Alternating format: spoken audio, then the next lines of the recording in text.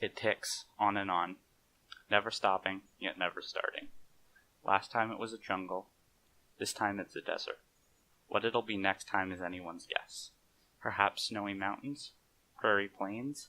If I'm lucky, maybe some sort of tropical resort. This is all, of course, assuming that there is a next time. I grip its chain tightly and begin spinning it in gentle loops. I base the trick off of an old toy I used to play with before I found it. I have long since forgotten the name of this toy, but replicating the spin is calming, and by now, any moment that I'm calm is well spent. The eye is closed. Hopefully it'll be a while before it's opened again.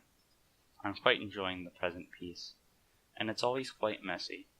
This sweater is pure white, and it'd be horrible to stain it with such red, not to mention what it'd do to how people see me, like I need them fearing me even more. I suppose all of this is its fault. After all, it is what took me away, but it's also what's always protected me. I think I may be somehow bound to it. Not that it matters, like I'd give it up. Giving it up would probably solve most of my problems. People might stop calling me a demon. I could probably actually find a consistent place to live, maybe even get a job and start living a normal life. But why would I? This is my life and has been for years. I can't just give up something like that. I suppose I should just wait for it to bring me someplace where I can be accepted despite it.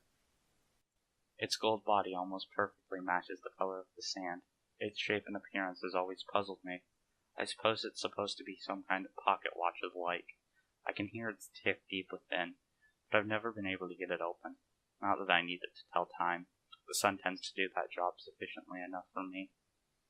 In continuing my slow walk forward, or backwards, or whichever way this is, not as if I'd ever know, I come across a small oasis.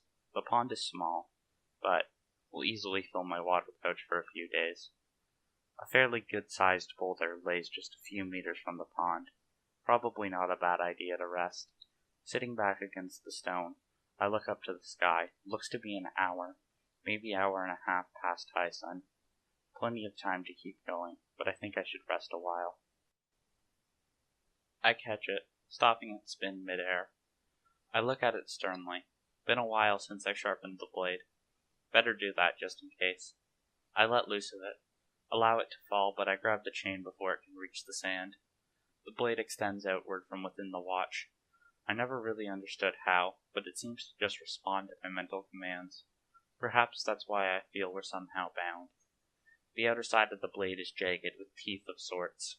The opposite side, facing the watch, is much smoother, what you'd likely expect from a typical blade, although with a bit of a curve to match the watch's shape. It seems both sides have become rather dull. I begin slowly grinding them against the stone behind me. It's slow work, but I've become accustomed to it. This is far from the first time I've been forced to sharpen the blade in conditions like these. The sound is irritating, but not loud, at least not as loud as the bullets I typically find heading in my direction. I look to the side of my waist. It seems the last bullet wound is almost fully healed. Seems like it took forever, but what doesn't nowadays?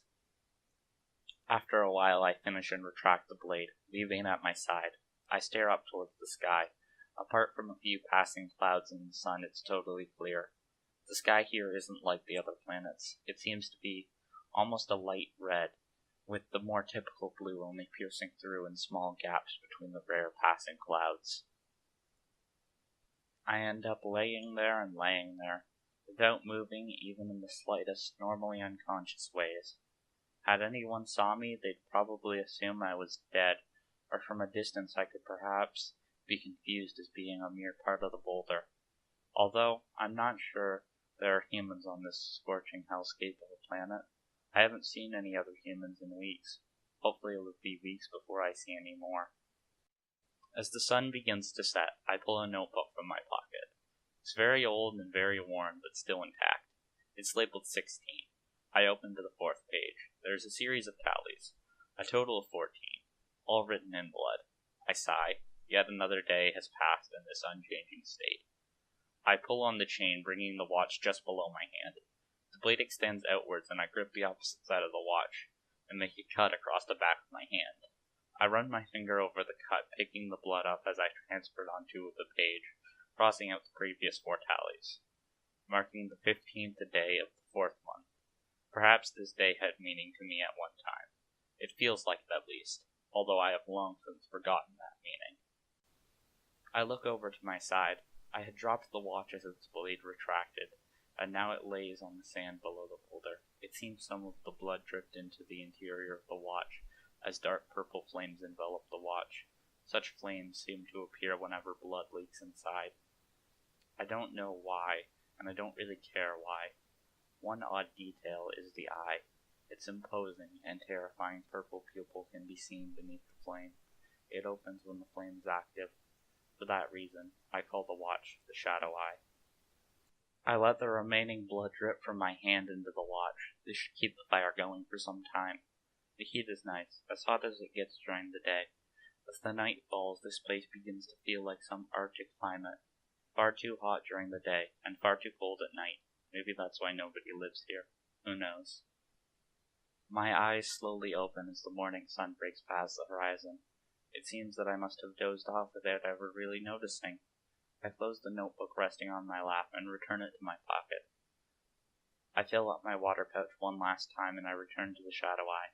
It's ticking faster than it was the previous day. A lot faster. So we're finally leaving this place, I mutter as I grip the chain, and slowly dissipate from this world onto another. On that world, and on all the worlds before and after, I walk as it ticks, on and on, never starting, yet never stopping, evermore.